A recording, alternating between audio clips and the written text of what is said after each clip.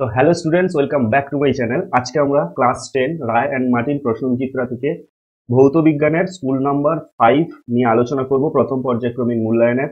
আগে আমরা কিন্তু স্কুল নম্বর 4 অব্দি কমপ্লিট করে দিয়েছি। যারা দেখোনি প্লিজ দেখে নাও, আমার প্লে লিস্টে চলে যাও। ভৌত বিজ্ঞানের প্লে লিস্ট রয়েছে, সেখানে কিন্তু পরপর ভিডিওগুলো রয়েছে। প্রত্যেকটা প্রশ্ন, শর্ট কোশ্চেন এবং গণিতের আমি সলিউশনগুলো ভিডিওতে করে দিচ্ছি।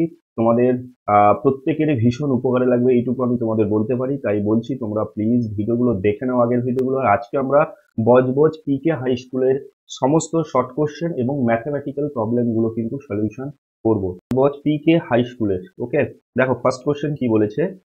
হ্যালোজেন গুলির মধ্যে, মানে হ্যালোজেন যে মৌলগুলো রয়েছে পর্যায় সারণীতে, তাদের মধ্যে সর্বাধিক বিজারণধর্মী কোনটি হবে? এখানে ক্লোরিন হবে, ব্রোমিন হবে, আয়োডিন হবে এবং ক্লোরিন হবে। কোনটা হবে?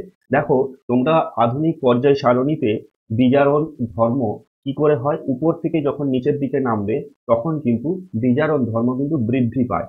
ওকে, তাই হ্যালোজেন মৌলগুলো উপর থেকে নিচে যে সাজানো থাকে, কিভাবে সাজানো থাকে? ফার্স্ট থাকে ফ্লোরিন, যেটা হ্যালোজেন মূল্য কত নম্বর শ্রেণীতে রয়েছে? 17 নম্বর শ্রেণীতে রয়েছে। যেই 17 নম্বর শ্রেণীতে রয়েছে, উপর থেকে নিচে যেভাবে সাজানো থাকে সেটা হচ্ছে, দেখো, ফ্লোরিন, ক্লোরিন, ব্রোমিন এবং আয়োডিন। ওকে, আমি কি বললাম? বিজারণ ধর্মটা উপর থেকে নিচের দিকে, মানে উপর থেকে যখন নিচের দিকে নামবে বিজারণ ধর্মটা কি হবে? বৃদ্ধি পাবে। ঠিক আছে, বৃদ্ধি পাবে। তাহলে সর্বাধিক বিজারণ ধর্ম এখানে তাহলে নিশ্চয়ই কি হতে পারে? এখানে বলো, নিশ্চয়ই আয়োডিন হবে। ওকে, নিশ্চয়ই এদের মধ্যে আয়োডিন হবে। তাহলে অপশন সি হবে এখানে সঠিক উত্তর। আর কম বিজারণ ধর্মী যদি বলতো, তখন অ্যান্সার হয়ে যেত কিন্তু ফ্লোরিন। ওকে, ফ্লোরিন হয়ে যেত কিন্তু তোমার, যদি কম বিজারণ ধর্মী বলতো। যদি তোমাকে কোশ্চেন আসে যে সর্বাধিক জারণ ক্ষমতা কার বেশি রয়েছে, মানে সব থেকে বেশি জারণ ক্ষমতা কার রয়েছে, তখন কিন্তু মনে রাখবে উপর থেকে নিচে যখন আসবে, তখন উপর থেকে নিচে যখন আসবে তখন জারণ ক্ষমতা কিন্তু কি হয়? হ্রাস পায়। তখন কিন্তু ক্লোরিনের কিন্তু জারণ ক্ষমতা কি হয়ে যাবে? বেশি হয়ে যাবে। কি বেশি হবে? জারণ ক্ষমতা কিন্তু বেশি হয়ে যাবে, কিন্তু বিজারণ ক্ষমতা কিন্তু ক্লোরিনের কম, আয়োডিনের বেশি। আশা করি তোমাদের আমি বোঝাতে পারলাম। অনেক রকমের প্রশ্ন আসবে, প্রত্যেকটা প্রশ্নকে আমি ডিটেল বলে দিব তোমাদের। বিভিন্ন টাইপের ঘুরিয়ে ফিরিয়ে এলেও কিন্তু তোমাদের কোনো রকম অসুবিধে হবে না। একটা প্রশ্ন করবে, খুব ভালো করে করে যাচ্ছে। ওকে, দেখো নেক্সট কোশ্চেন কি বলেছে। কোশ্চেন নাম্বার 2, অবতল দর্পণের সামনে কোথায় বস্তুকে রাখলে বস্তুর সমান আকারের অবশিষ্ট প্রতিবিম্ব তৈরি হবে? ফোকাসে রাখলে, অসীমে রাখলে, ফোকাস এবং মেরুর মধ্যে রাখলে, বক্রতা কেন্দ্রে রাখলে। দেখো, তোমাদের একটা পিকচার দেখাচ্ছি আমি। এইটা হচ্ছে অ্যাকচুয়াল তোমাদের পিকচার, যেখানে আহ যেখানে কি হচ্ছে, একের দুই, যেখানে কি হচ্ছে দেখো, কোনো একটা বস্তু এইখানে দেখো, এটা হচ্ছে অবতল দর্পণ, এটা হচ্ছে আমাদের কি অবতল দর্পণ। ওকে, এই অবতল দর্পণের এই যেটা সরল রেখাটা গেছে, এটাকে কি বলা হয় বাবু? প্রধান অক্ষ। এটাকে কি বলা হয়? আমাদের প্রধান অক্ষ। ওকে, আচ্ছা, এফ মানে কি? এফ হচ্ছে আমাদের ফোকাস। এফ হচ্ছে আমাদের কি বলছে? অবতল দর্পণের ফোকাস। সি হচ্ছে আমাদের বক্রতা কেন্দ্র। বক্রতা কেন্দ্র। ওকে, এবারে যদি কোনো একটা বস্তুকে দেখো, এখানে একটা গাছ টাইপের রেখেছে এখানে, ঠিক আছে না? দেখো, এই যে বস্তুটাকে যদি আমি বক্রতা কেন্দ্রে রাখি, বক্রতা কেন্দ্রে রাখি, তাহলে দেখো এখানে অবশীর্ষ তৈরি হচ্ছে না, সমশীর্ষ নেই, অবশীর্ষ তৈরি হচ্ছে না। আমি যদি এখানে নাম দিয়ে দিই, পি কিউ নাম দিয়ে দিই, দেখো কিউ এই দিকে ও নিচের দিকে একটা পি ড্যাশ চলে আসছে না? Q P dash, Q dash P dash আসছে। মানে উপরের যে সমান যে বস্তুটা রাখলাম, যে দৈর্ঘ্যের বস্তু রাখবো, একই দৈর্ঘ্যের বস্তু কিন্তু আমাদের অবশিষ্ট ওইখানে কিন্তু তৈরি হবে। কখন? যদি আমি বস্তুকে বক্রতা কেন্দ্রে রাখি কোনো অবতল দর্পণের। কোথায় রাখতে হবে বাবু? অবতল দর্পণের বক্রতা কেন্দ্রে রাখতে হবে। দিলে কিন্তু আমাদের অবশিষ্ট এবং সমান দৈর্ঘ্যের কিন্তু প্রতিবিম্ব আমরা পাবো। ওকে, ক্লিয়ার না হলে বলবে। একদম ইজি কোশ্চেন ছিল, তাহলে অ্যান্সার কোথায় হবে? বক্রতা কেন্দ্রে। ঠিক আছে, এবারে কিভাবে বক্রতা কেন্দ্রে তৈরি হচ্ছে, তোমরা যদি চাও আমাকে কমেন্ট করে জানাতে পারো। তাহলে কিন্তু আলো নিয়ে আমি একটা ফুল মানে একদম পুরো ডিটেলসে তোমাদের পুরো লাইটের একটা ভিডিও নিয়ে আসবো। তোমরা যদি চাও তো কিভাবে এগুলো হচ্ছে, এগুলো প্রত্যেকটা নিয়ম রয়েছে, তোমরা কমেন্ট করে জানাতে পারো। আর এতক্ষণ যদি ভিডিওটি ভালো লাগে প্লিজ লাইক করে দাও। তোমাদের বারবার বলছি, অনেকে ভিডিও দেখছো, লাইক খুব কম জন করছো। কমেন্ট করে জানো, খারাপ লাগলেও কমেন্ট করে জানো, ভালো লাগলেও কমেন্ট করে জানো। অবশ্যই তোমরা কমেন্ট করতে ভুলো না। আর যদি তোমরা চাও লাইটের সলিউশন, মানে একটা ক্লাস নিয়ে আসতে, তাহলে কিন্তু আমি তোমাদের ডিটেল একদম পুরো আলোর চ্যাপ্টারটা আমি কমপ্লিট করে দিব, যদি কমেন্ট করো। ওকে, তাহলে দেখো নেক্সট কোশ্চেন কি রয়েছে। কোশ্চেন নাম্বার 1.3 বলছে, তাহলে অ্যান্সার কি হবে? এখানে অ্যান্সারটা বলে দিই। অ্যান্সার হবে কি, বক্রতা কেন্দ্রে যদি বস্তুটাকে রাখি, দেখো শীতে বস্তুটাকে রাখি, তাহলে কিন্তু আমাদের সমান দৈর্ঘ্যের কিন্তু কি হবে? অবশিষ্ট প্রতিবিম্ব, সমান আকারের অবশিষ্ট প্রতিবিম্ব তৈরি হবে। নেক্সট কোশ্চেন যাব, বায়ুমণ্ডলের কোন স্তরটি বায়ুমণ্ডলের কোন স্তরটি আহ, ওজোন স্তরটি যে রশ্মি শোষণ করে তা হলো, একদম ইজি কোশ্চেন। এটা কি শোষণ করে? ওজোন স্তর হচ্ছে সূর্যের অতি বেগুনি রশ্মি, মানে আলট্রা ভায়োলেট রে, মনে রাখবে সূর্যের অতি বেগুনি রশ্মি, ইউভি রশ্মি। ওকে, আলট্রা ভায়োলেট রে এটাকে কি করে, ওজোন স্তর কিন্তু কি করে, শোষণ করে নেয়। এবারে কেন শোষণ করে নেয়? কারণ হচ্ছে শোষণ করলে কি হয়, কারণ ইউভি রশ্মিটা আমাদের যদি পৃথিবীতে চলে আসে বায়ুমণ্ডলে, তাহলে কিন্তু প্রাণীদেরও ক্ষতি হবে, প্রজননের সমস্যা হবে, স্কিনের অর্থাৎ চর্মরোগ দেখা দিবে, গাছের পাতাগুলো নষ্ট হয়ে যাবে, ঠিক আছে। তো অনেক রকমের সমস্যা, রোগের সৃষ্টি হতে পারে। তাই ইউভি রশ্মি কিন্তু এই ওজোন স্তর আছে বলেই হচ্ছে ইউভি রশ্মি থেকে আমরা বেঁচে আছি। ওকে, ইউভি রশ্মির যে ক্ষতিকারক প্রভাব থেকে আমরা কিন্তু বেঁচে রয়েছি, ঠিক আছে, সেখান থেকে আমরা প্রোটেক্ট রয়েছি। তাই বলছে ওজোন স্তরকে বলা হয় পৃথিবীর ছাতাও বলা হয়। ওকে, নেক্সট কোশ্চেনে যাব, কোশ্চেন নাম্বার 1.4। বলছে গাড়ির ভিউ ফাইন্ডার হিসাবে ব্যবহার করা হয়, গাড়ির ভিউ ফাইন্ডার হিসেবে ব্যবহার করা উত্তল লেন্স, উত্তল দর্পণ, অবতল দর্পণ, সমতল দর্পণ কোনোটিই নয়।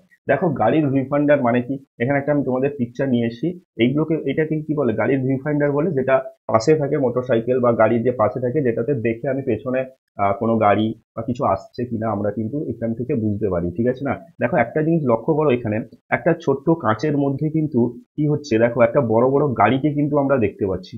কি বলতো, একটা ছোট্ট কাঁচের মধ্যে, একটা দর্পণের মধ্যে কিন্তু কি দেখতে পাচ্ছি, একটা বড় গাড়িকে কিন্তু আমি পুরো সুন্দর করে বুঝতে পারছি যে এই গাড়িটা আসছে, কোন গাড়ি আসছে। তার মানে এই ছোট্ট জিনিসের মধ্যে যখন বড় জিনিসকে আমি সুন্দর করে দেখতে পাচ্ছি, তখন মনে রাখবে ওটা হচ্ছে উত্তল দর্পণ। ওটা কোন দর্পণ? উত্তল দর্পণ রয়েছে। এবার বলবো স্যার অবতল দর্পণ তাহলে কি? অবতল দর্পণ হচ্ছে ছোট জিনিসকে বড় করে দেখা। এটা হচ্ছে বড় জিনিসকে ছোট করে দেখা, একটা ছোট্ট মিরারের মধ্যে দেখতে পাচ্ছি। কত বড় বড় একটা বড় বাসকে আমি আমার গাড়ির ভিউ ফাইন্ডারে দেখতে পাচ্ছি, বাইকের ভিউ ফাইন্ডারে আমরা দেখতে পাচ্ছি, সেটাই হচ্ছে উত্তল দর্পণ। তাহলে বড় জিনিসকে যখন ছোট করে দেখাচ্ছে ছোট্ট জিনিসের মধ্যে, দর্পণের মধ্যে, তখন কিন্তু ওটাকে বলা হচ্ছে, ওটা কোন দর্পণ? উত্তল দর্পণ। এবার ছোট্ট জিনিসকে যখন বড় করে দেখবে, তখন কিন্তু তোমাকে কি দর্পণ ব্যবহার করতে হবে? অবতল দর্পণ ব্যবহার করতে হবে, ঠিক আছে। ছোট্ট জিনিসকে যেরকম অবতল দর্পণ, যেরকম তোমরা দন্ত চিকিৎসকরা যারা থাকেন তারা কিন্তু অবতল দর্পণ ব্যবহার করে, ছোট্ট জিনিসটাকে বড় করে দেখতে সাহায্য করে, তখন কিন্তু আসবে অবতল দর্পণ। ছোট ছোট জিনিস শর্ট ভাবে তোমরা নোট করে রাখো, যে কোনো কোশ্চেন কিন্তু তোমাদের আসতে পারে, বলে দিচ্ছি আমি প্রত্যেকটা ভিডিওতে কিন্তু এক একটা কোশ্চেনের ডিটেল বলে দিচ্ছি, কি কি টাইপের কোশ্চেন আসতে পারে। এবারে নতুন কোশ্চেন এলে তখন তো আরো বলে দিচ্ছি, ঠিক আছে। তো যতটা সম্ভব আমি বলে দেওয়ার চেষ্টা করছি তোমাদের, যাতে সব দিক থেকে তোমরা আহ, কি বলে মুখস্থ না করো, ওকে না, ভালো করে বুঝিয়ে দিচ্ছি। দেখো এক্স ও ওয়াই মৌলের পরমাণু ক্রমাঙ্ক যথাক্রমে 17 এবং 20 হলে তাদের দ্বারা গঠিত যৌগের সংকেত কি হবে? খুব ইম্পর্টেন্ট কোশ্চেন। একটা জিনিস এইটাতে ভালো করে বুঝে নাও, এরকম যে কোনো কোশ্চেন দেখলে তোমরা সংকেতটা তৈরি করে নিতে পারবে। তাহলে এক্স এর কত পরমাণু ক্রমাঙ্ক? 17 বলেছে, ওয়াই এর 20 বলেছে, ঠিক আছে। আমি ভালো করে বোঝাচ্ছি, মন দিয়ে শুনবে, ঠিক আছে। তাহলে দেখো এক্স এর বলেছে আমাদের 17, ওয়াই এর বলেছে কত আমাদের 20, ঠিক আছে। তাহলে বলো 17 যে ইলেকট্রন বিন্যাস কি হবে? 2, 8, 7। এর ইলেকট্রন বিন্যাস কত হবে? 2, 8, 8, 2, হ্যাঁ কি না? এবারে দেখো একটা জিনিস ভালো করে লক্ষ্য করো, এক্স এর যোজ্যতা কত? এক্স এর যে যোজ্যতা এক্স এর যে যোজ্যতা এক্স এর যে যোজ্যতা এক্স এর যোজ্যতা হচ্ছে গিয়ে, আমি বলবো যে এখানে এক্স এর যোজ্যতা 1। কেন? কারণ এক্স কিন্তু বাইরের পক্ষে যেহেতু 7টা রয়েছে, সে 8টা করার জন্য কিন্তু একটা ইলেকট্রন সে গ্রহণ করবে, তাই যোজ্যতা কি এখানে 1। এবারে দেখো ওয়াই এর যে 20 রয়েছে, এর যোজ্যতা কত? এর যোজ্যতা হচ্ছে 2। কেন? কারণ এর শেষে দুটো রয়েছে, সে শেষ কক্ষে 8টা ইলেকট্রন পূর্তি করার জন্য নিশ্চয়ই 6টা ইলেকট্রন নিবে না, ইজিলি সে দুটো ইলেকট্রন অন্য কাউকে দিয়ে দেওয়ার চেষ্টা করবে, ঠিক আছে। দুটো ইলেকট্রন দিয়ে দিলে শেষ কক্ষে কটা থাকবে? 8টাই থাকবে, কারণ দুটো যদি সে ছেড়ে দেয়। ক্লিয়ার হয়েছে? তাহলে এ হচ্ছে ইলেকট্রন নিচ্ছে, এ হচ্ছে ইলেকট্রন কি করছে? শেষ কক্ষপথ থেকে দিচ্ছে। মনে রাখবে, যে ইলেকট্রন গ্রহণ করে, যে ইলেকট্রন গ্রহণ করে, দেখো এ নিচ্ছে, ওটা হচ্ছে অধাতু। যে ইলেকট্রন গ্রহণ করে ও হচ্ছে অধাতু, ওই মৌলটা।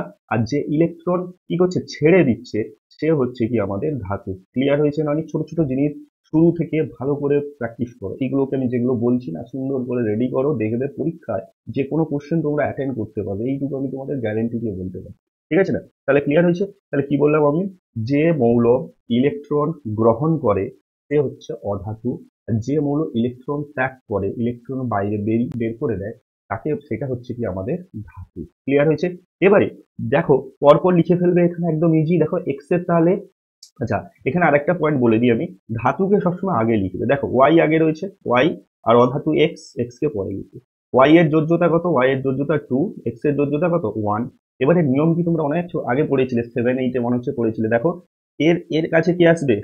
ওয়াই এর যোজ্যতা এক্স এর কাছে আসবে, আর এক্স এর যোজ্যতা কার কাছে যাবে? ওয়াই এর কাছে যাবে। তাহলে দেখো এটাকে আমি তাহলে সংকেতটা কি হচ্ছে? Y X two. না বোঝা গেলে দেখো ওয়াই এক্স টু, কেন বলতো? ধাতুকে আমাকে সবসময় আগে রাখতে হবে, অধাতুকে আগে রাখলে হবে না। এটাকে অনেক সময় ভুল করে এই করবে না যে এক্স টু ওয়াই, কেন বলতো? অধাতু কিন্তু সবসময় সেকেন্ডে থাকবে, দ্বিতীয়তে থাকবে, আর ধাতুকে সবসময় আগে রাখে। এগুলো প্রসেস রয়েছে, তোমরা যখন পড়েছো, তোমরা সংকেত তৈরি করা সেখানে কিন্তু তোমাদের বলা হয়েছে, তোমরা নিশ্চয়ই পড়েছো। আমি জাস্ট তোমাদের জিসটা বলে দিচ্ছি, ঠিক আছে? তখন কেন হয়েছিল সমস্ত কিছু কিন্তু কারণ রয়েছে, ঠিক আছে? শুধু জিসটা বলে দিচ্ছি, দেখে নাও এখানে। তাহলে কি হবে? ওয়াই ওয়ানটা ওয়াই এর কাছে আসবে, টুটা এক্স এর কাছে আসবে। তাহলে অ্যান্সার কি হবে এখানে বলো বাবু? ওয়াই এক্স টু হচ্ছে এখানে কার? এক্স এবং ওয়াই দিয়ে গঠিত যৌগের সংকেত। তাহলে ওয়াই এক্স টু কোথায় রয়েছে আমরা দেখবো। Y X two, Y X two. তাহলে দেখো এখানে অপশন বি হবে এখানে সঠিক উত্তর। আশা করি তোমাদের আমি বোঝাতে পারলাম। Option B is the right answer. এটা হচ্ছে 1.5, 1 ক্লিয়ার না হলে বলবে, একদম ইজি ছিল। ওকে, এবারে দেখো নেক্সট কোশ্চেন কি বলেছে। দেখো নেক্সট কোশ্চেন বলেছে যে যে কোনো মাধ্যমে, যে কোনো মাধ্যমের বায়ু বা শূন্য মাধ্যম ছাড়া মাধ্যমের ক্ষেত্রে কোন বর্ণের আলোর প্রতিসরাঙ্কের মান সবচেয়ে বেশি। দেখো তোমরা যে আলোর যে নামগুলো পড়েছো, কি বেনিয়া সহকলা পড়েছো? তাহলে ফার্স্ট হচ্ছে বেগুনি, শেষ হচ্ছে লা, লা মানে লাল। ওকে, তাহলে একটা জিনিস মনে রাখবে, এখানে যখন প্রতিসরাঙ্কের কম বেশি বলবে না, বেনিয়া সহকলাটা মনে রাখবে। বেনিয়া সহকলাতে লালের কিন্তু গতিবেগ, মানে লাল আলোর গতিবেগ কিন্তু অনেক বেশি, তাই না? তাই তো সে অনেক দূর অব্দি যেতে পারে, অনেক দূর থেকে দেখা যায়। বেগুনি আলোর গতিবেগ হচ্ছে অনেক কম। এবারে মনে রাখবে প্রতিসরাঙ্ক মানে কি জানো তো? C by V. একটু এইটুকু একটু মনে রাখা আছে তোমাদের। সি মানে হচ্ছে শূন্য মাধ্যমে বা বায়ু মাধ্যমে আলোর বেগ, ভি মানে হচ্ছে যে মাধ্যমে প্রতিসরাঙ্ক বের করবে সেই মাধ্যমে আলোর বেগ। এবার একটা জিনিস বলো, প্রতিসরাঙ্ক যদি এইটা হয়, মিউ হয় সি বাই ভি, মন দিয়ে শুনবে, তাহলে দেখো ভি যত বেশি হবে প্রতিসরাঙ্ক তত কম হবে না? দেখো নিচে হরে যত বেশি হয় তত পুরো মানটা কি হয়ে যায়? কম হয়ে যায়। 1/2 1/3 মধ্যে বেশি কে? নিশ্চয়ই বেশি কে। যত বেশি হবে তত কম হবে। বেশি হচ্ছে 1/2, 1/3 হচ্ছে কম, এটুকু তো তোমরা জানো, তোমরা ক্লাস 10-এ পড়ো। তাহলে দেখো লাল আলোর গতিবেগ যেহেতু বেশি, তাহলে নিচে যখন বেশি দিব প্রতিসরণটা নিশ্চয়ই কম হবে। আর বেগুনি আলোর গতিবেগ যেহেতু কম, তাহলে যেহেতু নিচে কি হবে? কম রাখলে কি হবে? তার প্রতিসরাঙ্ক বেশি হবে। অপশন সি হবে এখানে সঠিক উত্তর, অর্থাৎ বেগুনি। তাহলে বেগুনি আলোর বেগ কম, তাই প্রতিসরাঙ্ক বেশি। ক্লিয়ার না হলে বলবে। একদম ইজি কোশ্চেন ছিল। নেক্সট কোশ্চেনে যাব। নেক্সট কোশ্চেন হচ্ছে কোন ক্ষেত্রে আদর্শ গ্যাসের লেখচিত্র সরল রৈখিক হয় না। দেখো এখানে পিভি বনাম পি দিয়েছে, পি বনাম ভি দিয়েছে, ভি বনাম পি, ভি বনাম 1/p। এইগুলো কিন্তু সবগুলো সরল রৈখিক হয় শুধুমাত্র অপশন বিটা বাদ দিয়ে। তাহলে এখানে অপশন বি হবে কারেক্ট অ্যান্সার, পি বনাম ভি। এবারে তার লেখচিত্রটা কেমন হয় দেখে নাও এখানে। এইটা হচ্ছে তার লেখচিত্র। দেখো প্রেসার উপরের দিকে, এইদিকে হচ্ছে আমাদের পি রয়েছে, আর এইদিকে রয়েছে আমাদের ভি রয়েছে, ঠিক না? আমরা পি ভ্যারিজেস 1/v জানি, কিসের সূত্র? বয়েলের সূত্র। চাপ আয়তনের ব্যস্তানুপাতি, বা আয়তন হচ্ছে আয়তনের ব্যস্তানুপাতি, কি হচ্ছে? চাপ। ক্লিয়ার হয়েছে না হয়নি? তাহলে দেখো বয়েলের সূত্রে পি ভ্যারিজেস 1/v বলেছে, তাহলে যত ভি বাড়বে তত পি কমবে। তাহলে ভি যেই বেড়েছে, দেখো পি প্রেসার কিন্তু এই জায়গায় চলে এসেছে, কমেছে। আর যত ভি কম হবে প্রেসার কিন্তু তত বেশি হচ্ছে। ভি যত বাড়ছে প্রেসার ধীরে ধীরে কমতে আছে, কারণ কি? নিচে ভি রয়েছে। পি ভ্যারিজেস 1/v তে নিচে ভি, এক্ষুনি কনসেপ্টটা বললাম যে নিচে যত বেশি হবে তত ভ্যালুটা, পুরো ভ্যালুটা তত কম হবে। তাহলে নিচে বেশি যত হচ্ছে, এইদিকে যত বাড়ছে, এদিকে যত বাড়ছে, তখন পি এর মানটা দেখো ধীরে ধীরে কমছে। এইটা হচ্ছে আমাদের অ্যাকচুয়াল যে লেখচিত্র পি বনাম পি বনাম ভি এর, পি বনাম ভি এর। ঠিক আছে? তাহলে এটা কি সরল রৈখিক হচ্ছে? এটা সরল রৈখিক নয়, একে বলা হচ্ছে সমপরাবৃত্ত। একে এই লেখচিত্রটা হচ্ছে কি বলতো? সমপরাবৃত্ত। তাই এইটা হবে এখানে সঠিক উত্তর, কারণ আমাকে বলেছে তো সরল রৈখিক হয় না কোনটা। তাহলে option B is the right answer. আশা করি তোমাদের আমি বোঝাতে পারলাম। ওকে, আবারও বলছি, যদি তোমাদের ভালো লাগে তাহলে প্লিজ প্লিজ কমেন্ট করে জানাও তোমাদের কেমন লাগছে। এগুলো নিয়ে আসতে দেখো পুরো পিপিটি তৈরি করতে অনেকটা সময় লাগে। তাই তোমাদের বলছি প্লিজ লাইক করো, চ্যানেলে নতুন হলে সাবস্ক্রাইব করতে বলো না। প্রচুর তোমাদের ক্লাস করাবো আমি একদম শেষ অবধি তোমাদের সঙ্গে থাকবো। তোমরা যদি থাকো আমি বলবো ফ্রিতে তোমাদের আমি প্রচুর জিনিস করাবো, ম্যাথামেটিক্স এবং ফিজিক্স। ম্যাথামেটিক্সও এই চ্যানেলে হচ্ছে তোমাদের, সেখানে রায়ান মার্টিন সলিউশন হচ্ছে, 4টা স্কুল হয়ে গেছে, এখানে ফিজিক্সের 5টা চলছে, এরপরে তোমাদের 5 নম্বর স্কুলের ম্যাথামেটিক্স আসবে। সবাইকে বলবো প্লিজ সাবস্ক্রাইব করে রাখো, ভীষণ উপকারে লাগবে, এইটুকু তোমাদের আমি গ্যারান্টি দিয়ে বলতে পারি। আর তোমরা অবশ্যই আমার ক্লাস যদি ভালো লাগে তো তোমরা অবশ্যই সাবস্ক্রাইব করে রাখবে। ঠিক আছে, নেক্সট কোশ্চেনে যাবো। বন্ধুদের মধ্যে একটু বলে দাও, শেয়ার করে দাও, ঠিক আছে? তো তোমাদের যদি আমার পড়ানোর স্টাইল টেকনিক ভালো লাগে তো। নেক্সট কোশ্চেন দেখো, বলছে আগুনে বরফ বা ফায়ার আইসের সংকেত কি? আগুনে বরফের যে নামটা না, এটা হচ্ছে মিথেন হাইড্রেট। মনে রাখতে হবে কিন্তু, এটা হচ্ছে কি মিথেন হাইড্রেট, ফায়ার আইস, ঠিক আছে, মিথেন হাইড্রেট। এর সংকেত, এর সংকেত হচ্ছে কি 4CH4 23H2O। মনে রেখে দাও একটু। ফায়ার আইস, আগুনে বরফ, এটা ফায়ার আইস, এটা হচ্ছে একটু সাদা কেলাসাকার পদার্থ টাইপের হয়, ওর জন্য এর নাম ফায়ার আইস রাখা রয়েছে। আইস মানে সাদা হয় তো। তো এইটা হচ্ছে মিথেন 4CH4 যেটা আমরা মিথেন হাইড্রেট বলে থাকি। ছোট্ট করে একটু মনে রেখে দাও। নেক্সট কোশ্চেনে, জেট প্লেন বায়ুমণ্ডলে কোন স্তরে চলাচল করে? জেট প্লেন হচ্ছে বায়ুমণ্ডলে স্ট্র্যাটোস্ফিয়ার। কোথায় বাবু? Stratosphere, stratosphere. কেন স্ট্র্যাটোস্ফিয়ারে জেট প্লেন চলাচল? মানে স্ট্র্যাটোস্ফিয়ার হচ্ছে শান্ত মণ্ডল, তাই না? ওজোন স্তর রয়েছে ওইখানে, এইখানে জেট প্লেন চলে। কেন? এটা খুব শান্ত থাকে এই পরিবেশটা, এর মধ্যে বায়ুমণ্ডলে কোনো ঝুটঝামেলা থাকে না, তার জন্য কিন্তু এখানে জেট প্লেন চলে। তাহলে অ্যান্সার কি হবে বাবু? স্ট্র্যাটোস্ফিয়ার। ওকে, নেক্সট কোশ্চেনে যাব।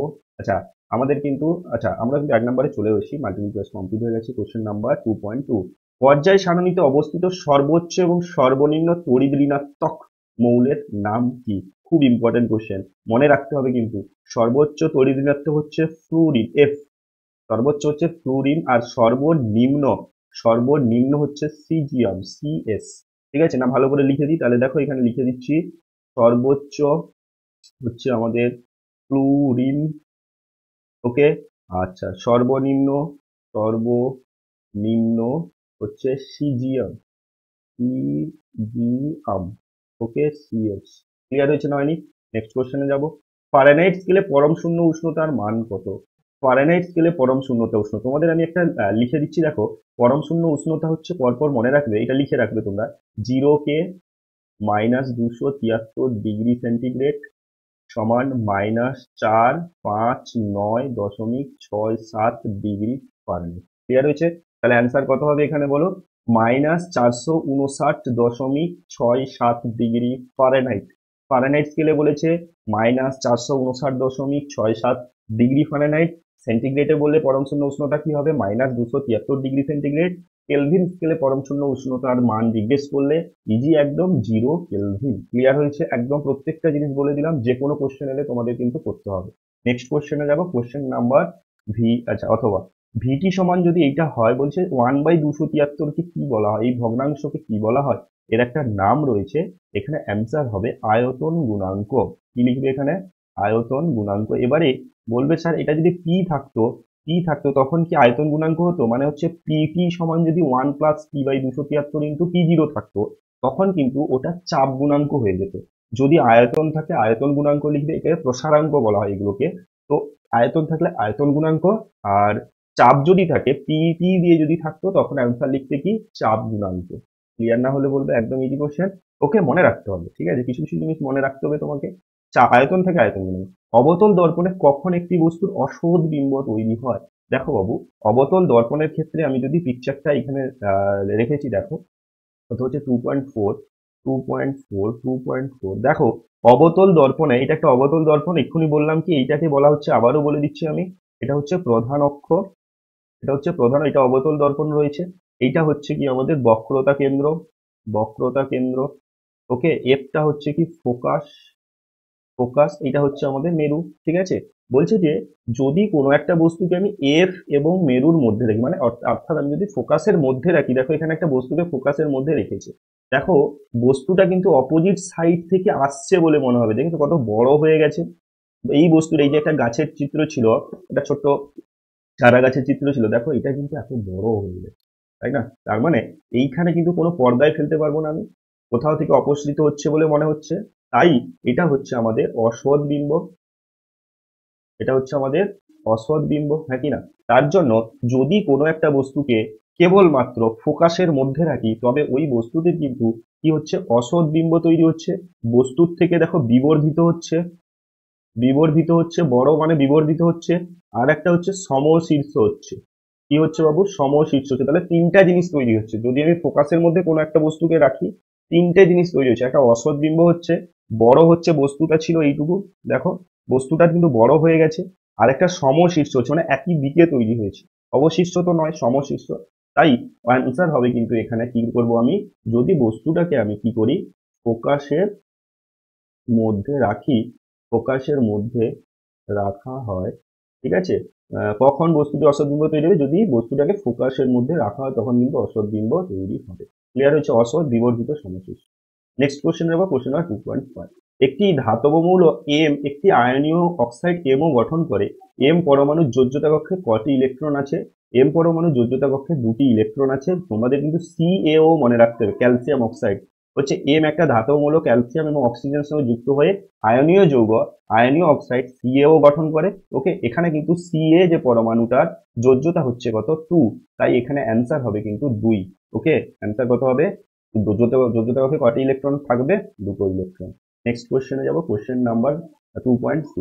দুই মাধ্যমে বিভেদ তলে আলো রশ্মি ড্যাশ কোণে আপতিত হলে প্রতিসিত রশ্মির অভিমুখের পরিবর্তন হয় না। দেখো বাবু, এখানে কিন্তু 90 ডিগ্রি কোণে আপতিত হলে, কেন এর কারণটা আমি বলে দিচ্ছি তোমাদের।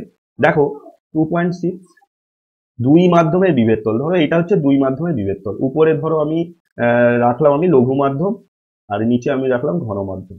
ওকে, দেখো কোনো একটা আলোক রশ্মি যদি 90 ডিগ্রি কোণে আপতিত হয়, এইভাবে যদি আমি আপতন করাই, মানে অভিলম্ব বরাবর আপতন করাই, তাহলে কিন্তু রশ্মিটা কিন্তু সোজা বেরিয়ে যাবে, মানে হচ্ছে প্রতিষ্ঠিত রশ্মির অভিমুখের কোনো পরিবর্তন হবে না। কিন্তু একটু যদি আমি বাঁকিয়ে দিই না, আলোক রশ্মিটাকে কোনো একটা কোণে যদি রাখি, তখন কিন্তু আলোক রশ্মি যখন ঘন মাধ্যমে যাবে না, যখন ঘন মাধ্যমে যাবে না, তখন কিন্তু লঘু থেকে ঘনর দিকে যাওয়ার সময় অভিলম্বের দিকে সরে আসবে।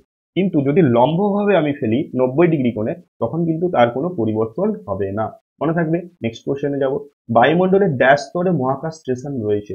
এটা কিন্তু মনে রাখবে, এটা হচ্ছে থার্মোস্ফিয়ার, থার্মোস্ফিয়ার মহাকাশ আন্তর্জাতিক স্পেস স্টেশন, মহাকাশ স্টেশন। ওকে, এগুলো হচ্ছে কোথায় রয়েছে বাবু? থার্মোস্ফিয়ার স্তরে রয়েছে, ঠিক আছে? মনে থাকবে কোন স্তরে রয়েছে? থার্মোস্ফিয়ার স্তরে। নেক্সট কোশ্চেনে যাব, কোশ্চেন নাম্বার, একটি একই উষ্ণতা এবং চাপে CO2 এবং N2 গ্যাসের মধ্যে অণুর সংখ্যা কি পৃথক হয়? অপশন হবে ভুল। কেন? কারণ অ্যাভোগাড্রো সূত্র থেকে তোমরা জেনেছো যে একই উষ্ণতা চাপে সমস্ত মৌলের বা যৌগের অণুর সংখ্যা কিন্তু সমান হয়। তাহলে পৃথক যেহেতু বলেছে, এখানে অ্যান্সার হবে কি আমাদের মিথ্যা। নেক্সট কোশ্চেনে যাব, কোশ্চেন নাম্বার 2.9। বিভিন্ন মাধ্যমে আলোর গতিবেগ আলাদা হওয়ার জন্য আলোর প্রতিসরণ হয়? অবশ্যই। প্রতিসরণ কখন হয়? প্রতিসরণ যদি আলোর গতিবেগ আলাদা যদি না হতো, ধরো লঘু মাধ্যম রাখলাম, ঘন মাধ্যম রাখলাম, আলোর কিন্তু গতিবেগ লঘু মাধ্যমে যা থাকবে ঘন মাধ্যমে কিন্তু পরিবর্তন হবে। তাই তো বলছি যে আলোর প্রতিসরণ মাধ্যমের উপরই নির্ভর করছে, ঠিক আছে? তাহলে আলোর গতিবেগের আলাদা হওয়ার জন্য আলোর প্রতিসরণ হয়, কারণ গতিবেগ মাধ্যমের বিভিন্ন মাধ্যমে বিভিন্ন হয়, এক সব মাধ্যমে কিন্তু একটা আলোর গতিবেগ সমান হয় না। নেক্সট কোশ্চেনে যাব। লম্ব আপতনের ক্ষেত্রে আপতন কোণের মান 0 হয়। দেখো এইটাই এক্ষুনি বললাম আমি, অভিলম্বের সঙ্গে যদি আমি লম্ব আপতন করাই, অভিলম্ব সোজা যদি নিয়ে আসি, নিশ্চয়ই এখানে কি আপতন কোণ, আপতন কোণ 0। যদি এটাকে একটু বাঁকিয়ে রাখি, তখন আপতন কোণ কি হবে? কিছু একটা হবে, ঠিক না ভুল? কিছু একটা হবে। ধরো 30 ডিগ্রি আপতন কোণ। আপতন কোণ মানে হচ্ছে কি, যেদিকে আলোক রশ্মিটা আসবে, এই মানে আপতিত আলোক রশ্মি এবং অভিলম্ব, ওদের মধ্যে যে কোণটা, ওটাকেই বলা হচ্ছে কি আমাদের আপতন কোণ, ঠিক না ভুল? তাহলে এখানে হবে কি আপতন কোণ 0, কারণ আমি এটাকে তো লম্ব ভাবে রেখেছি। ক্লিয়ার না হলে বলবে। তাহলে অ্যান্সার হবে কি এখানে? সত্য। অ্যান্সার কি হবে এখানে? সত্য। নেক্সট কোশ্চেনে যাব। তাহলে আমাদের শর্ট কোশ্চেন গুলো কমপ্লিট হয়ে গেল। এরপরে আমরা কিন্তু ম্যাথমেটিক্যাল প্রবলেম গুলো করবো। তোমাদের বলবো যে যদি লং কোশ্চেনে কোনো সমস্যা থাকে তোমরা আমাকে কমেন্ট করে জানাবে, তাহলে নেক্সট ভিডিও শুরুতে কিন্তু আমি ওই কোশ্চেনটা তোমাদের করে দেওয়ার চেষ্টা করব। সবাইকে বলবো কমেন্ট করে জানাও যদি কোনো কোশ্চেন তোমাদের সমস্যা হয় তো, ঠিক আছে? লং কোশ্চেন কিন্তু ম্যাথমেটিক্যাল প্রবলেম গুলো আমি করে দেবো। ফার্স্ট ম্যাথমেটিক্যাল প্রবলেম দেখো 3.2 কি বলেছে। 800 মিলিমিটার HG চাপে কোনো গ্যাসীয় পদার্থের আয়তন 70 সেন্টিমিটার কিউব। একই তাপমাত্রায় কোন চাপে ওই গ্যাসের আয়তন 100 সেন্টিমিটার কিউব হবে নির্ণয় করতে বলেছে। তাহলে প্রথমত দেখো এখানে খুব ইজি কোশ্চেন এগুলো। দেখো চাপ কত দিয়েছে, তাহলে P1 প্রাথমিক চাপ কত বলে দিয়েছে, 800 মিলিমিটার। 800 মিলিমিটার পারস্তম্ভের চাপ, 800 মিলিমিটার এইচজি বলে দিয়েছে। কোনো গ্যাসীয় পদার্থের আয়তন, তাহলে V1 কত বলেছে, 70 সেন্টিমিটার কিউব। একই তাপমাত্রায় কোন চাপে, তাহলে P2 আমাকে জিজ্ঞেস করতে বলছে, এখানে যে P2 চেয়েছে, ঠিক আছে, জিজ্ঞেস করেছে যে P2 কত, কোন চাপে ওই গ্যাসের আয়তন মানে V2 100 সেন্টিমিটার কিউব হবে। ক্লিয়ার হচ্ছে? তাহলে আমরা কি জানি বলো, আমরা কি জানি, বয়েলের সূত্র থেকে আমরা কি জানি, যে P1 V1 সমান P2 V2, P1 V1 সমান P2 V2। ওকে, তাহলে সমস্ত সূত্রগুলো তোমাকে কিন্তু মনে রাখতে হবে। তাহলে P1 কত এখানে 800, V1 কত এখানে 70, P2 কত জানি না, V2 হচ্ছে কত এখানে 100 সেন্টিমিটার। তাহলে P2 সমান কত হবে, 800 গুণিতক 70, আর 100 কি হবে, গুণ আছে, এটা ভাগ হয়ে যাবে। তাহলে কাটাকাটি হলে কত হবে, 8 সাথে 56, 560। তাহলে 560 কি হবে, 560 হচ্ছে আমাদের মিলিমিটার পারস্তম্ভ। তাহলে আমাদের যে চেয়েছে কোন চাপে, তাহলে অ্যান্সার হবে 560 মিলিমিটার পারস্তম্ভের চাপ। ঠিক আছে, মিলিমিটার এইচজি মানে মিলিমিটার পারস্তম্ভের চাপ। নেক্সট কোশ্চেন যাবো। অথবা একটি নির্দিষ্ট তাপমাত্রায় কোনো গ্যাসের চাপ 3 গুণ বৃদ্ধি করায় আয়তন 4500 সিসি হয়, ওই গ্যাসের প্রাথমিক আয়তন কত ছিল। আমি জানি না প্রাথমিক আয়তন কত ছিল, তাহলে 3.3। অথবা যেটা বলেছে আমাকে, দেখো ফার্স্ট যেটা বলছে প্রাথমিক আয়তন, আমি যদি ধরে নিই যে V1 সমান ভি, কারণ আমি জানি না কত আয়তন ছিল, V1 সমান V cc আমি ধরলাম। এবারে দেখো চাপ কি করেছে, 3 গুণ করেছে। তাহলে P1 যদি আমি P ধরি, তাহলে P2 কত হয়ে যাবে, আমাদের 3 গুণ চাপ হবে। ঠিক আছে, তাহলে চাপ হচ্ছে আমাদের হয়ে যাবে 3P, 3 গুণ হবে। এবারে আয়তন কত বলেছে, V2 বলে দিয়েছে আমাদের 4500 সিসি হবে। কত হবে, 4500 সিসি, সেন্টিমিটার কিউব হবে। বলছে প্রাথমিক আয়তন, একই সূত্র হবে, কি কি সূত্র, P1 V1 সমান P2 V2। তাহলে P1 কত, P1 হচ্ছে P হয়েছে, V1 ধরেছি আমি V, P2 হচ্ছে 3P, 3 গুণ হয়ে গেছে, 3P ইন্টু 4500। ক্লিয়ার হয়েছে? তাহলে দুদিকে আমার P কাটবে, V সমান কত হচ্ছে, 5×3 = 15, 4×3 = 12, 13500। তাহলে V কত হচ্ছে আমাদের, যেটা আমাদের প্রাথমিক যে আয়তন চেয়েছিল, অ্যান্সার হচ্ছে 13500 সিসি। তাহলে অ্যান্সার হবে প্রাথমিক আয়তন কত হবে, 13500 সেন্টিমিটার কিউব। ক্লিয়ার হয়েছে না হয়নি? ওকে, একদম ইজি ছিল। P1 V1 তবে বয়েলের সূত্র থেকে আসছে, P1 V1 সমান P2 V2, কারণ নির্দিষ্ট তাপমাত্রায় বলেছে চাপ, ভর এবং তাপমাত্রা স্থির থাকা মানেই হচ্ছে কি, সেটা বয়েলের সূত্র। ওকে, কারণ চাপ এবং আয়তনের মধ্যে সম্পর্ক রয়েছে বয়েলের সূত্রে, এবং বয়েলের সূত্রে কি স্থির থাকে, তাপমাত্রা স্থির থাকে এবং বস্তু গ্যাসের ভর স্থির থাকে। ক্লিয়ার হয়েছে? নেক্সট কোশ্চেনে যাবো। কোশ্চেন নাম্বার, ম্যাথমেটিক্যাল প্রবলেম রয়েছে, কোশ্চেন নাম্বার 4.3। ঠিক আছে, যদি ছেড়ে যায় তোমরা আমাকে বলবে, আমি নেক্সট ভিডিওতে করে দিব। ওকে, অবশ্যই কমেন্ট করে জানাবে, আর কোন কোশ্চেনটা অসুবিধা হচ্ছে তোমরা কমেন্ট করে জানাবে। বায়ুর সাপেক্ষে কোনো মাধ্যমে প্রতিসরাঙ্ক √2। বায়ুতে আলোক রশ্মি আপতন কোণ 45 ডিগ্রি হলে প্রতিসরণের ক্ষেত্রে ওই রশ্মির চ্যুতি কোণ কত হবে লিখতে বলেছে। দেখো এখানে কি বলেছে, প্রতিসরাঙ্ক মানে মিউ বলে দিয়েছে আমাদের কত, √2। আপতন কোণ আই বলে দিয়েছে কত, এখানে 45 ডিগ্রি। চেয়েছে এখানে কি, চ্যুতি কোণ চেয়েছে। তাহলে আমি আর আগে বের করাই, আর যদি আমি বের করে ফেলি, তাহলে চ্যুতি কোণ আমরা পেয়ে যাব, মাইনাস করলে চ্যুতি কোণ আমরা পেয়ে যাব। দেখো মিউ সমান আমরা কি জানি, স্নেলের সূত্র কি বলছে, sine I by sine R, sine I by sine R. Mu সমান প্রতিসরাঙ্ক সমান কি, আপতন কোণের সাইন আর প্রতিসরণ কোণের সাইনের অনুপাতকেই তো বলা হচ্ছে প্রতিসরাঙ্ক, তাই না? তাহলে দেখো এখানে প্রতিসরাঙ্ক দিয়ে দিয়েছে √2, আর সাইন আই মানে সাইন 45 ডিগ্রি, সাইন আর আমি জানি না, আমি সাইন আরটা বের করবো। ক্লিয়ার হয়েছে? তাহলে √2 সমান কত হবে, সাইন 45। তোমাদের কিন্তু সাইনের ভ্যালুগুলো একটু মুখস্থ হবে, কারণ তোমাদের একদম লাস্ট 3 নম্বর মানে থার্ড ইউনিট টেস্টে, যেটা তোমাদের টেস্ট এক্সাম হবে, ওর আগে কিন্তু তোমাদের ত্রিকোণমিতি রয়েছে, sine cos tan cot sec cosec, কিন্তু এখন তো পড়োনি, শুধু সাইনের ভ্যালুগুলো তোমরা বইতে গিয়ে সাইনের ভ্যালুগুলো একটু মুখস্থ করে দিবে। সাইন 45 ডিগ্রির যে মান হচ্ছে কি কি বলতো, 1/√2। তাহলে সাইন আর কত হবে, সাইন আর হবে, তাহলে সাইন আর সমান কত হবে, 1/√2 মানে হচ্ছে হাফ। ওকে, তাহলে সাইন আর মানে কত বেরোচ্ছে আমাদের, হাফ। তাহলে সাইন আর সমান হাফ কত হয়, সাইন 30 ডিগ্রি, সাইন 30 ডিগ্রি হচ্ছে হাফ। ওকে, তাহলে অতএব আমি আর কত পাচ্ছি বলো, এখানে 30 ডিগ্রি কত পাচ্ছি, আর পাচ্ছি আমি এখানে কত 30 ডিগ্রি, কেন সাইন দুদিকে রয়েছে, তাহলে আরটা কি হবে, সমান হবে সাইন 30 ডিগ্রি। এগুলো কিন্তু পড়বে তোমরা ম্যাথামেটিক্সে ত্রিকোণমিতি চ্যাপ্টারে, ক্লিয়ার হয়েছে? শুধু একবার একটু এখন একটু জাস্ট মনে রেখে দাও সাইনের ভ্যালুগুলো। Sine 0 degree 0, sine 30 degree half, sine 45 degree 1/√2, sine 60 degree √3/2, আর সাইন 90 ডিগ্রি হচ্ছে 1, ঠিক আছে, সাইন 0 0। এইগুলো কয়েকটা মনে রাখলে কিন্তু, এবারে দেখো আর কত বেরোলো আমাদের, আর বেরোলো 30 ডিগ্রি, আই ছিল আমাদের 45 ডিগ্রি। তাহলে বলো ডেল্টা সমান চ্যুতিকোণ সমান কি হবে, আই মাইনাস আর, আই বড় আর রয়েছে, তাহলে 45 থেকে আমি কি করবো 30 বাদ দিব, অ্যান্সার হবে কত 15 ডিগ্রি। ওকে, তাহলে চ্যুতিকোণ কত বেরোলো আমাদের 15 ডিগ্রি। ক্লিয়ার হয়েছে না হয়নি? নেক্সট কোশ্চেনে যাবো, কোশ্চেন নাম্বার 4.3। অথবা বলছে দেখো খালি আহ, বালতিতে একটি খালি বালতিতে জল পূর্ণ করায় বালতির গভীরতা 4 সেন্টিমিটার কমে যায়। তোমরা জানো যে একটা বালতিতে যতটা গভীরতা ছিল, জল যদি পূর্ণ করে দাও, যদি পরিষ্কার জল হয়, দেখবে তোমরা যে যেন নিচের যে তলটা উপরের দিকে উঠে এসে, বা কিছু যদি রাখো, দেখবে যে মনে হয় যেন উপরের দিকে উঠে এসেছে। এবারে বলছি যে সেটা কতটা উপরে উঠে যাচ্ছে, গভীরতা 4 সেন্টিমিটার কমে গেল, যে অ্যাকচুয়াল যে গভীরতা ছিল সেখান থেকে 4 সেন্টিমিটার কমে গেল, মানে কিছুটা উপরে উঠে এসেছে, তাই তো কমেছে। বালতির প্রকৃত গভীরতা কত? দেখো এই কোশ্চেনটা হচ্ছে কি একটু ট্রিকি কোশ্চেন, তোমরা কিন্তু ভালো করে কোশ্চেনটাকে বোঝার চেষ্টা করো। ওকে, অথবা দেখো ফার্স্ট বলে দিয়েছে আমাদের যে বালতির যে প্রকৃত গভীরতা, বালতির প্রকৃত গভীরতা কি আমি জানি? বালতির প্রকৃত গভীরতা আমি জানি কি, তাহলে আমি ধরে নিব বালতির প্রকৃত গভীরতা হচ্ছে এক্স সেন্টিমিটার। তাহলে বালতির আপাত গভীরতা কত, মানে যেটা আমরা দেখতে পাচ্ছি, কত কমে এসছে 4, তাহলে x-4 সেন্টিমিটার হবে, নিচ থেকে 4 সেন্টিমিটার উপরে উঠে এসেছে, কমে গেছে, হয়েছে। এবারে বলছে দেখো যে মিউ এ বলে দিয়েছে, মিউ এ কি বলে দিয়েছে, কত বলে দিয়েছে মিউ এটা, মিউ এ বলে দিয়েছে কত 4/3। তাহলে মিউ এ সমান কত বলে দিয়েছে 4/3। মিউ এ মানে হচ্ছে গিয়ে কি এখানে, মিউ এ হচ্ছে গিয়ে এখানে বালতির বালতির প্রকৃত গভীরতা বাই বালতির আপাত গভীরতা। মিউ এ হচ্ছে কি বালতির প্রকৃত গভীরতা কত এক্স, বালতির আপাত গভীরতা কত x-4, সমান হচ্ছে 4/3। ক্লিয়ার হয়েছে না? এখান থেকে এক্স এর ভ্যালু বের করবো আমরা কাটাকাটি সলিউশন করে। তাহলে এটা গুণ করলে কত হবে 4x-16, আর এটা হয়ে যাবে 3x। ওকে, তাহলে 4x-3x সমান 16 হবে, তাহলে x সমান হবে 16 সেন্টিমিটার।